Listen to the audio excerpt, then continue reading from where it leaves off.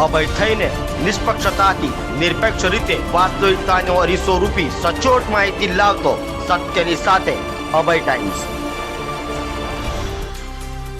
Kapodra police મથકની હદમાં અલગ અલગ બનાવોમાં ગુમ થયેલા અને ચોરી થયેલા મોબાઈલ 13 તુજકો અર્પણ કાર્યક્રમ હેઠળ મૂળ માલિકોને પરત કરાયા હતા।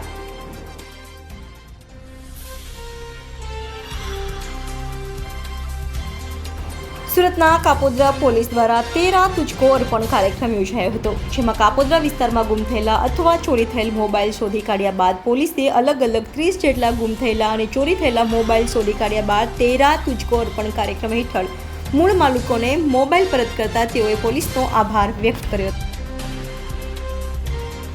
મહેરબાન પોલીસ કમિશનર શ્રી અનુપમસિંહ ગેહલોત સાહેબ તથા સેક્ટર 1 શ્રી વાબાંગ જમી સાહેબ તથા ડીસીપી ઝોન ભક્તિબા ડાભી સાહેબ નાઓએ આપેલ સૂચના અને માર્ગદર્શન મુજબ સૌ પ્રથમ વાર જ સુરતમાં અગાઉ પણ જે કાર્યક્રમ કરવામાં આવેલા છે 13 તુજકો અર્પણ, આ કાર્યક્રમ હેઠળ જે લોકોએ પોતાની કિંમતી વસ્તુઓ કે મોબાઈલો કોઈક જગ્યાએ પડી ગયેલ હોય કે ગુમ થઈ ગયેલ હોય અને મળી ના આવ્યા હોય તે અનુસંધાને પોલીસ સ્ટેશનમાં જાણ કરેલ હોય તે મુજબ અત્રેના કાપોદ્રા પોલીસ સ્ટેશનમાં મે 2024થી લઈને આજ દિન સુધી અને જે મોબાઈલો ગુમ થયેલા અને જે લોકોએ પોલીસને જાણ કરેલી એ તમામ મોબાઈલ પોલીસે મેળવી આશરે કુલ મોબાઈલ 30 જેની કિંમત રૂપિયા આશરે 3.5 લાખ જેટલો મુદ્દામાલ આજરોજ જે અરજદારોના મોબાઈલો ગુમ થયેલા તે અરજદારોને અત્રે પોસ્ટે બોલાવી તેઓનો મુદ્દામાલની સોંપણી કરેલ છે અને એક સરાહનીય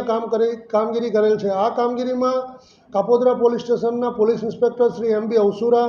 તથા second police inspector Shri Solanki તથા તેઓના ડિસ્ટાફના પીએસઆઈ શ્રી પંડ્યાજી તથા સર્વેલન્સ સ્ટાફના અન્ય પોલીસ કર્મચારીઓ